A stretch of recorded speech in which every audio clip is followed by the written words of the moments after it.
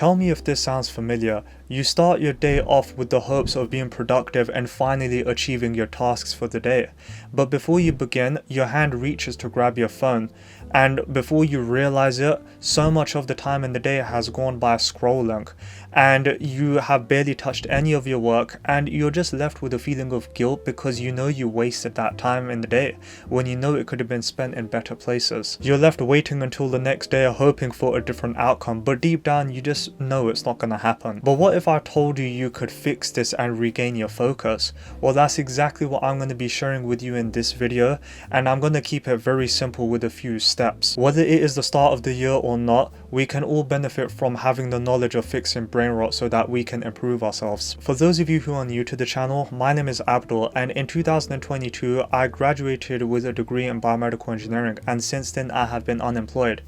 And looking back now, I guess I could attribute my unemployment to mainly brain rot, because growing up and even while I have been unemployed, I experienced it a lot.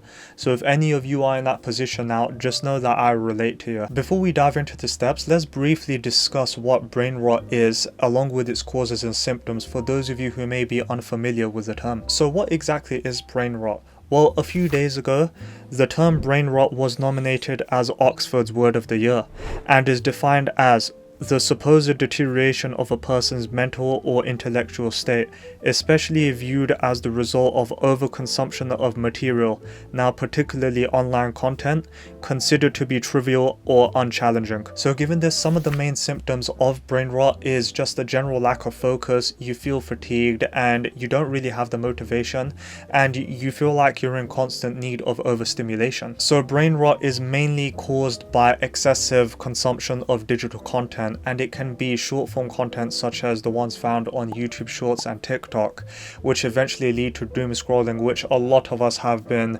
guilty of doing.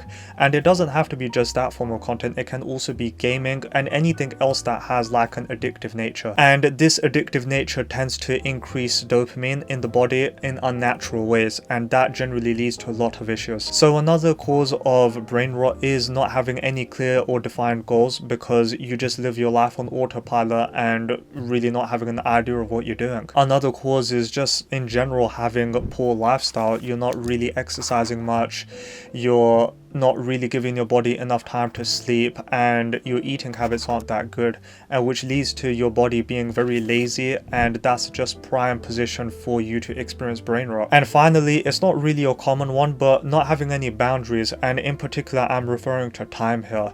So you know there's different types of time. So for example, you would have family time, you would have time for work, and you would have maybe a bit of personal time, and when these are kind of blurred and you're mixing these different times together, it can lead to brain rot. And it's very important to have different sections where you specify whatever you're going to spend your time on. So now that we're aware of what the causes and symptoms are of brain rot and exactly what it is, we can now dive into the steps, and I'm going to try to keep this very simple as mentioned before. The first step I want to discuss with you is taking a digital detox. Just remove any form of social media or anything else that is causing you to feel overstimulated or has an addictive nature, and you can replace these activities with other ones such as doing some meditation, getting into some yoga, or even journaling. And this will really help you to clear your mind in the beginning of the day, and it will allow you to gather your thoughts and know how you want to plan your day and progress with your daily tasks. So while you are indulging in these different activities, I want you to turn off your notifications.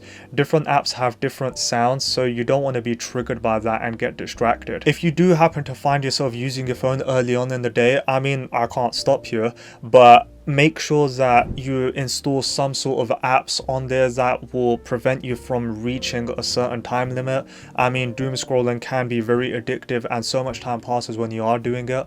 So those apps will just help you to know when you need to cut off your phone usage. And finally on this point, as when it comes to social media detoxing, you could just unfollow any accounts that you feel is causing you to have those dopamine spikes and is causing you to be on those apps a little bit longer, and just really ask ask yourself, can you live without those? And chances are you probably can. You just need to find a way around it. The next step I want to talk to you about is start exercising. Honestly, exercising is such an amazing way to improve your physical health, and depending on the type of physical activity you are doing, one of the main ones is going to the gym and getting your workouts in.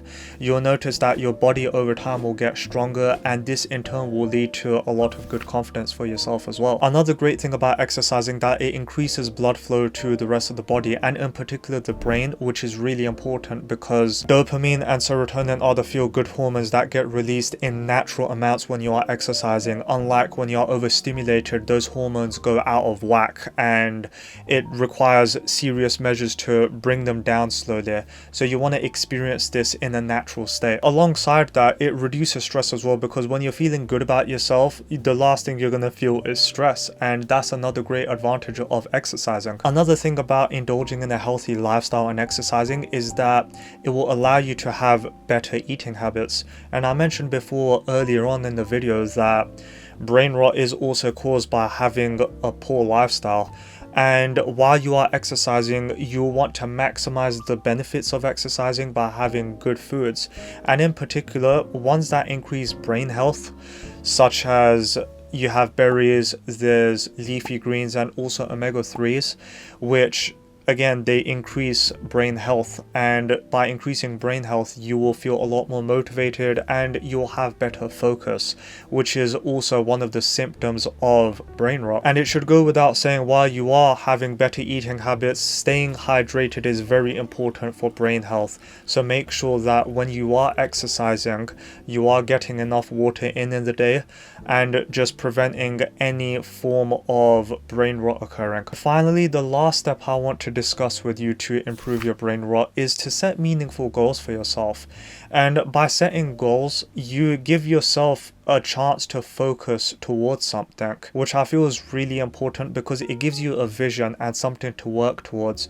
And as you keep reminding yourself of that goal, you will want to stay focused, depending on how badly you want it, of course. You can also set the goal into, if it's a big goal, you could set it up into smaller goals, and this will give you, perhaps if you want to split it up into daily tasks, it's the ones that we were talking about earlier. You know, you can give yourself something to work towards every day, and you'll feel so good about yourself when you finish that task and you know at the back of your mind that you've done something towards that task. Honestly, I can only give you my example. When I was growing up, I never gave myself any goals. I was going to school, I was coming back, and I was spending time just the way I wanted to. I had no discipline, no time management, and honestly, I never gave myself a vision for the future, and hence I guess you could say a large reason as to why I'm unemployed now is definitely because of the habits that I had when I was younger. So by giving yourself goals, again, you give yourself something to work towards, and it will eliminate, hopefully it will eliminate time waste, and you will build up so many skills along the way as well. And the last point I want to mention on this step is to pick up on some hobbies. Honestly, there are so many out there that you can indulge in. Like, for example, some of the ones I'm doing.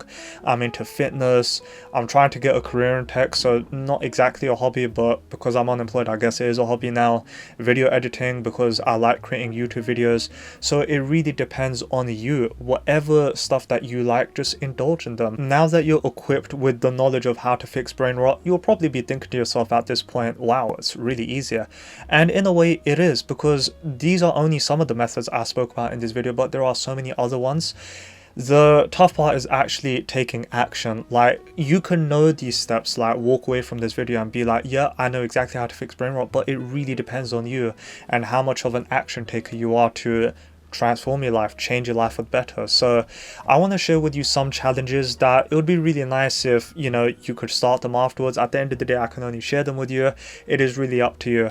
You could wait till the end of the year, or you could, you know, make a start right now if you just want to make a change in your life at this moment. So number one is take a 7-day detox from social media.